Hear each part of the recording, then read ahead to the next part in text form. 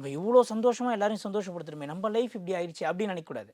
நம்ம லைஃப் இப்படி ஆனதுனால தான் இவ்வளோ பேர் சந்தோஷமே படுறான். அப்போது நம்ம தான் யார் கிரேட்டு. இப்படி மாற்று கோணத்தில் யோசிக்கணும். ஒன்றும் இல்லை, ஒரு வீட்டுக்கு போகிறோம், பொண்ணு டாக்டர் ஆகலை, கஷ்டப்படுறாங்க, வாஸ்து பார்க்க போகிறோம். என்ன சொல்லுவீங்க? ஒரு வாஸ்து நிபுணரா? கரிங்கால் வைங்க, பர்மிட் வைங்க, ராடு போதைங்க, அப்படி சொல்லக்கூடாது. பொண்ணு டாக்டர் ஆகலை, கஷ்டப்படுறாங்க, வீட்டில் வாஸ்து குறை இருக்குமோ கூப்பிட்றாங்க. கண்டிப்பாக அந்த பொண்ணை பாராட்டணும். ஏன்னா அவங்க அப்பா உயிரை மறைமுகமாக காப்பாற்றுது.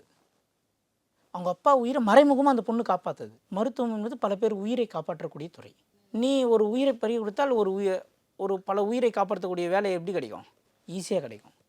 அப்போ அவங்க அப்பாவுடைய ஆயுள் அனுகிரகம் ரொம்ப அதிகமாக இருக்கிறதுனால பொண்ணுக்கு என்ன பண்ணுது? தள்ளி.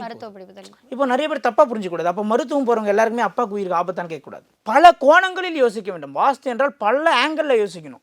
360 டிகிரியில் கண்ணு சுற்றணும். பல ஆங்கிளில் யோசிக்கணும். சகுனம் பார்க்கணும், நிமிர்த்தம் பார்க்கணும். இதெல்லாம் வைத்து தான் நம்ம வழிகாட்ட முடியும். புரியுதுங்களா? அதனால் வாஸ்து என்பது நீங்கள் நினைக்கிற மாதிரி 4 ரூமு சரியாக இருந்துட்டால் மட்டும் வாஸ்து அப்படின்னா, 4 ரூம் சரியாக இருந்தவங்க நிறைய பேர் ஈசிஆரில், பனையூர்லேருந்து, நீலாங்கரையிலேருந்து இருக்கக்கூடிய நிறைய பில்டிங்கில் ஆளே கிடையாது. எல்லாம் வெளிநாட்டில் போய் செட்டில் ஆகிட்டான்.